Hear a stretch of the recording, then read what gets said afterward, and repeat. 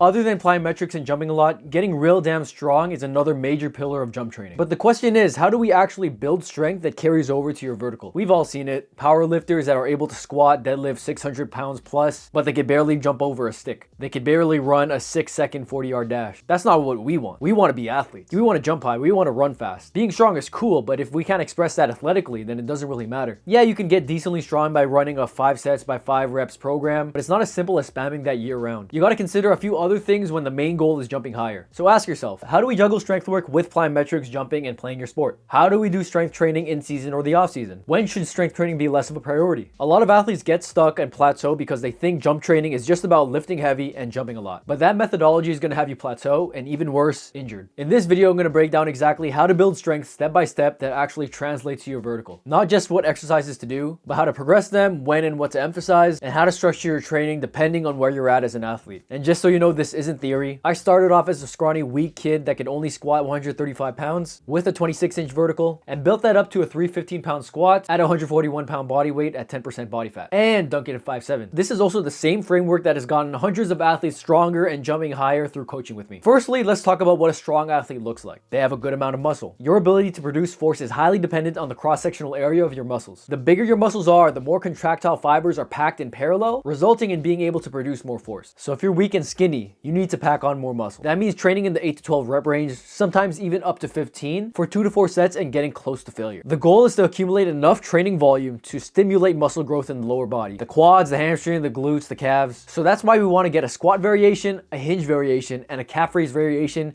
minimum in every single lower body workout. And make sure the order of the exercises is from the most demanding to the least demanding. This typically looks like plyos, followed by a power movement, followed by your main lift, which is usually a barbell back squat, and then your accessories like an RDL and your calf raise. Sometimes I even like to double up on specific muscle groups for athletes that can handle more volume. So after programming a squat, hinge, and a calf raise for an athlete, I might add a leg extension for some extra quad development, or I would add in a hip abduction for some glute med work. During this stage, you don't want to be solely building muscle. You want to build other qualities that matter in jumping too, which means you still need some plyometric exposure in your program. Nothing too intense since we are still in the beginning stages, but enough to build your tissue tolerance and maintain your coordination. This could mean adding some pogo jumps, 3 sets by 10 reps, or some high landings, 3 sets by 5 reps, or some fast lateral pogos or some skipping. I even like moderate jogging for 5 to 10 minutes to build a bit of an aerobic base. You're not trying to peak your vert here. You don't want to go crazy intense with these plyos at first. You're just keeping your body familiar with fast, elastic movements. A simple structure would look like 2 lower body days that look like this, with 1 plyo/jump day, and upper body or recovery work on the other days, following a high-low split, of course. Do this for 3 to 4 weeks while progressing in the weight and intensity before deloading for about a week. And if you are playing your sport during this time, try to keep it to a minimum so that training and creating adaptations becomes the priority. So this means having at most 1 to 2 sports sessions paired with your high days. The specific plyo day can have a few more demanding movements with a total of 100 to 140 elastic contacts in that session. Keep in mind that if your diet is trash, you're not going to gain the muscle that you want. To keep it simple, you want to eat at least 1 gram of protein per pound of body weight per day. So if you're 150 pounds, try to get in 150 grams of protein. If you can do more, that would be great. If it's lower, you're not going to be promoting muscle protein synthesis enough. The next cycle would be building strength. This cycle would have significantly lower volumes, but higher intensities and weight. You're looking at 3 to 5 sets by 3 to 6 reps. The goal isn't necessarily to go to failure, but if you're lifting heavy enough, you're going to be within 1 to 2 reps in reserve. You'd also want to change the squat, hinge, and calf raise variations over time. This is so that you're adding variety to your training and you're having a novel stimulus to adapt to. If you keep doing the same things, eventually you're going to plateau. Maybe instead of a back squat, you're doing a front squat. Instead of an RDL, you're doing a hip thrust. 4 to 5 sets for your main lifts and 2 to 3 sets for your accessories. Going heavy for every single exercise. Now, a huge mistake athletes make is only focusing on strength and lifting heavier, but you also need to progress on your plyos. As your tolerance to plyometrics increases, we should start progressing in not only the volume, but the intensity of your plyometrics as well. I like keeping some extensive plyos in there, like some skipping, some pogos, but here I'd add in a more intense movement, like a sprint or a power clean. Same structure as the last cycle, 2 lower body days, 1 jump/plyo day,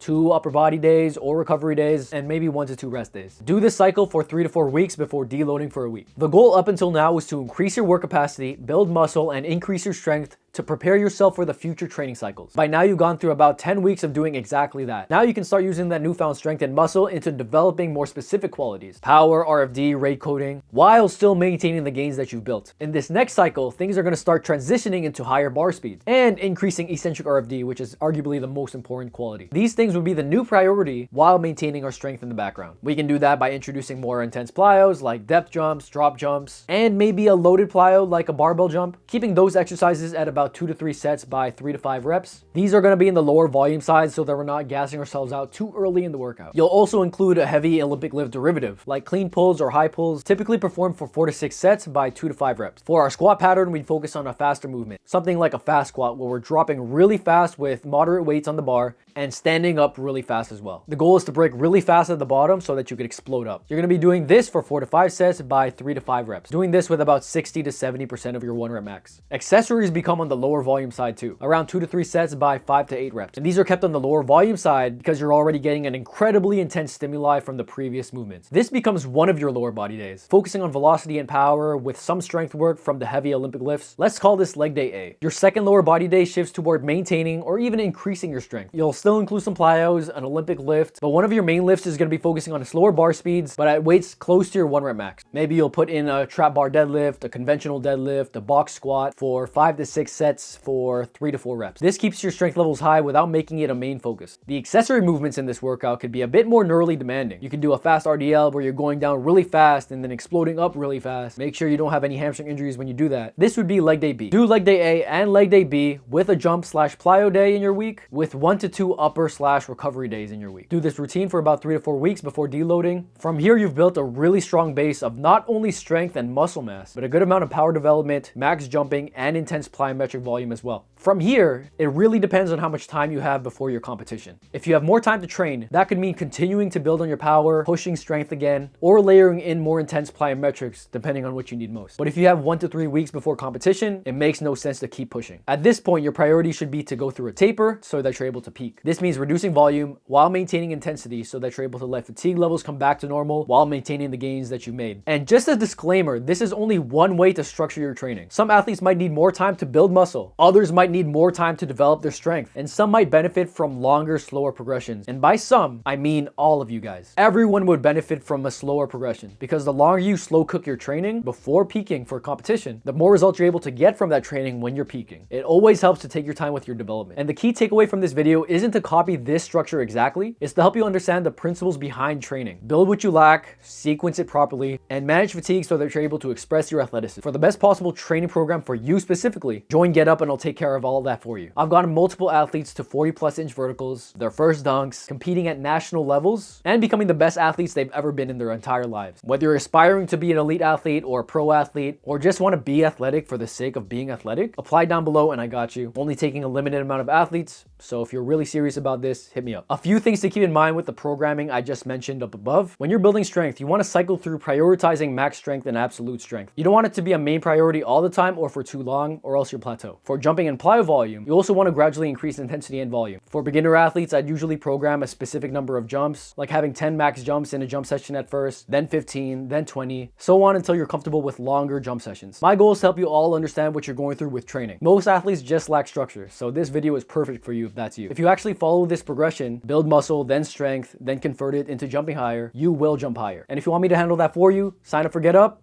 If not, then watch this video 100 times. All right,